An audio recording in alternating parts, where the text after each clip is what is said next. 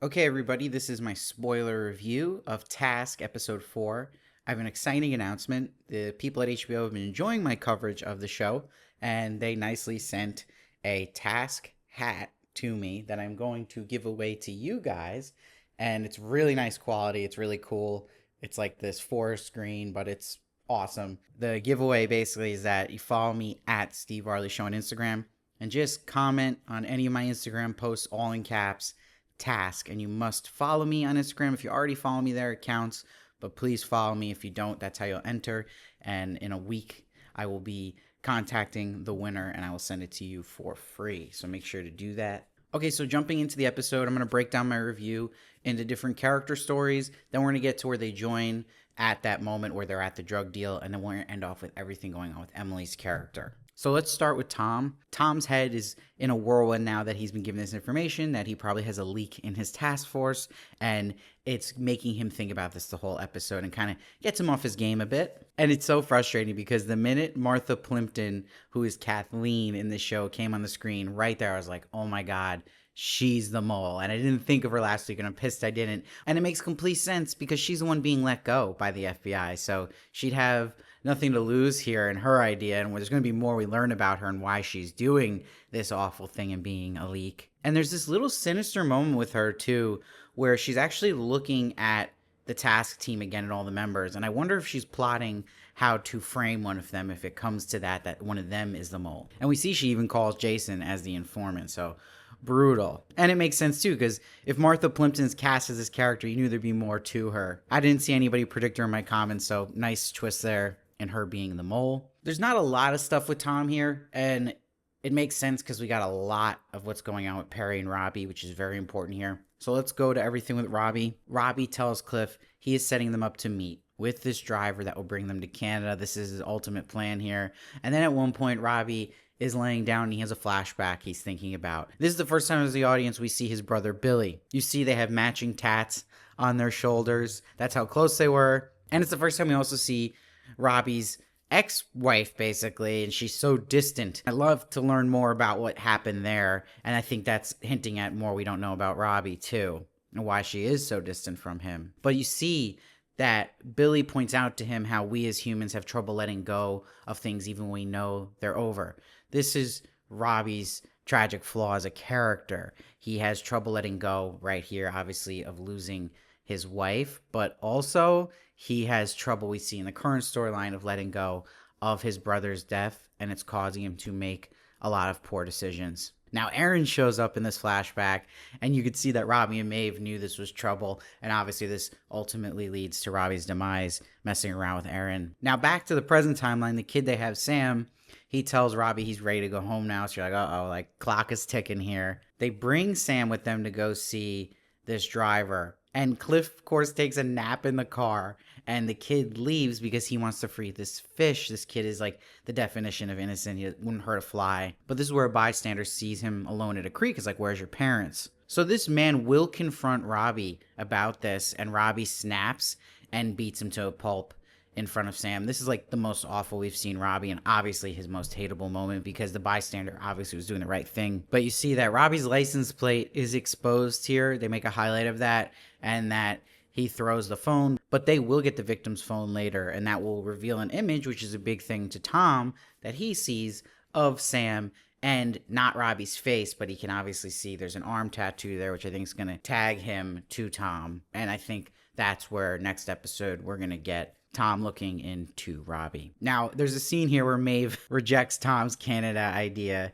She's like, I'm not taking the kids to Canada and ruining their lives, changing their school. They have to find new friends. And Tom's like, well, I can't live without my kids.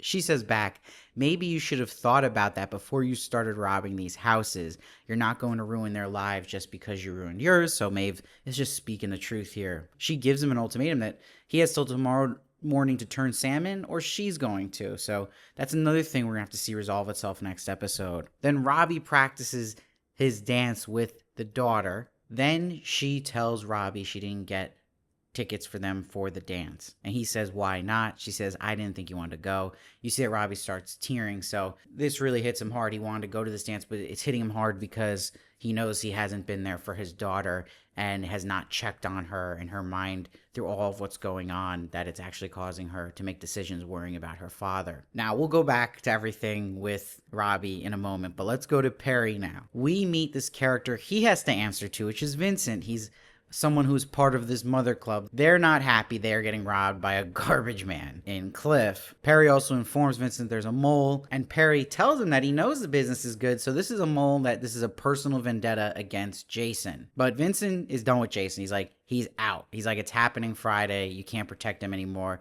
The mother club wants him gone. So this is going to really urge Perry to fix things fast. So Perry goes to see Shane, who is that sketchy character in the group that something's off with, but we learn he was just hiding inside what actually happened with Billy, was eating him away. So he tells Perry that it wasn't Billy skimming money that he was killed for. It was that he was messing around with Aaron.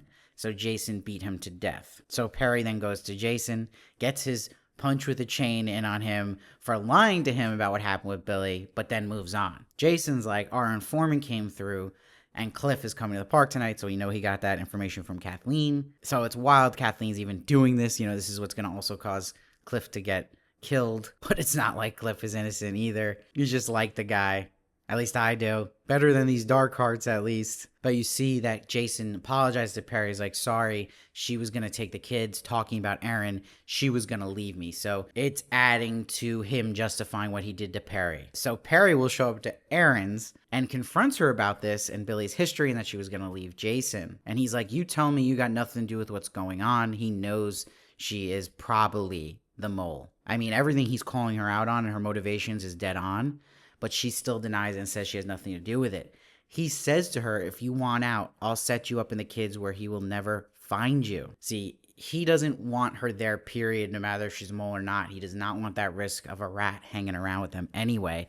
And I don't think he wants to have to kill her, so that's why he's giving this option of sending her away with the kids, even though I do think he'd end up killing her anyway, because that's just how he rolls. But I think Aaron's days are obviously numbered, just like characters like Cliff were, and just like Robbie. They are just in this losing team right now. So let's go to this big moment where we have the drug deal happening and every character's story is kind of joined. There's a little character moment here of Lizzie trying to break the walls of Emilia and be friends. Emilia has that wall there, doesn't see it beneficial as friends, so we'll see if that actually breaks down and we learn more about Emilia. And it's rough seeing Kathleen sitting in on the truck here, knowing she's the one who's going to cause this all to mess up for the FBI. And when you saw Cliff was in his own car, I was like, he's done. You know, you knew Cliff was going to be a character who goes. I predicted that a while back. And I love this little moment they threw in of Robbie looking at this family having a happy dinner just in a diner, and this could have been his life if he didn't make these stupid choices. And you see Maeve has affected him in his head about how he's thinking of that. Like, yeah, like, he screwed this all up for everybody. Now, the car the FBI finds is a couple looking for their dog. And you can see right away Tom knows the leak screwed them. Meanwhile, Cliff gets run off the road by Perry and Jay. And you knew they weren't going to just let Cliff die there. They wanted to actually get out of him who the leak was. And poor Cliff is so beat up here, but he won't squeal.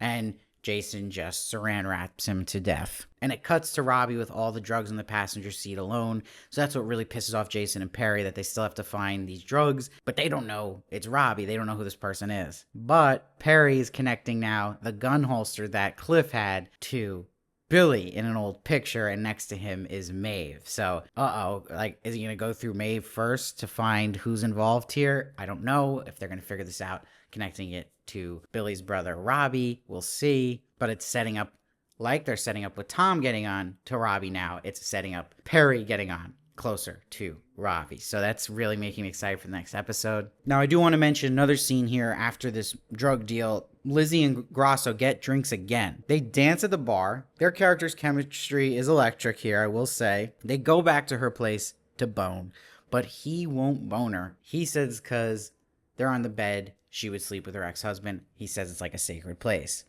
But I'm wondering if it was the empty pill bottle that spooked him he saw on the table. I'm wondering if he got feelings that he didn't want to mess with Lizzie because she's someone he might see as too good for him and that he doesn't want to hurt her, or it really was because of the sacred bed. I'm really wondering what you guys read on that, because I think it could go a bunch of ways. So let me know your thoughts in particular on that scene. I'm really interested to see why you think Grosso hesitated there. So I really like that cliffhanger, though, setting up everything here with going towards everyone catching on to Robbie. Now, before we wrap up my whole opinions in the episode, let's go with everything goes on with Emily. In her therapy session, we learn Sarah, her sister, hadn't been speaking with her mom for 2 years when she died. And before her mom dying, she gave her parents the ultimatum about Ethan. Like, it's basically, you guys are letting this guy ruin your lives. Please put him out of the picture, and then I'll come back into it. But the parents are like, we're not going to give up on him. So Emily feels Sarah wanted the life back before her and Ethan ever came along. There's this guilt she feels of like, her and Ethan ruined this family's life. She's like, I'm grateful they adopted us, but sometimes I think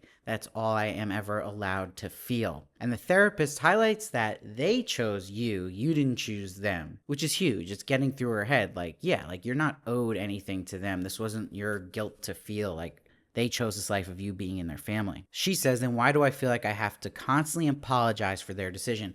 And this really is showing you the parallels of Emily and Maeve's story and them being on the outs of situations that are chaotic. And I think both characters eventually will be distancing themselves from who they are close to in their lives for the better. We also get a little glimpse of Emily. She's starting to write now what she's preparing to say for her brother in the courtroom, so that's going to be interesting. And Emily ends up getting as hammered as her dad here, and she confronts Tom now and says she heard her and Sarah in the porch last episode. She says, maybe I should leave too. I'm really sorry you adopted me and I ruined your perfect lives, and it seems like Sarah heard this as well.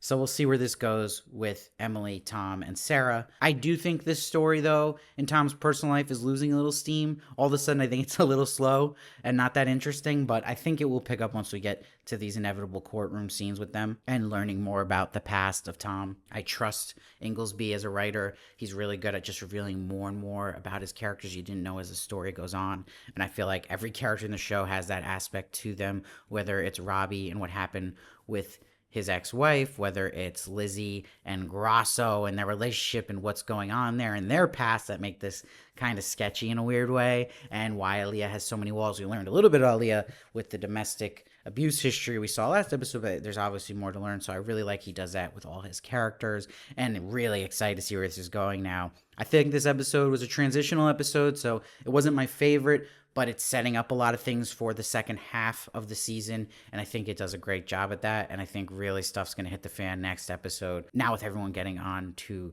Robbie's circle with him and Maeve, that Cliff now is taken care of. So let me know your theories down below. I want to hear all your thoughts about this episode, what you thought of it, what you think is going to come next. Please follow me at Steve Varley Show, and if you want to do that giveaway, definitely follow and leave a comment saying task. You have a chance to win a hat. And please subscribe to the channel as well. It means so much. And I'll see you next time.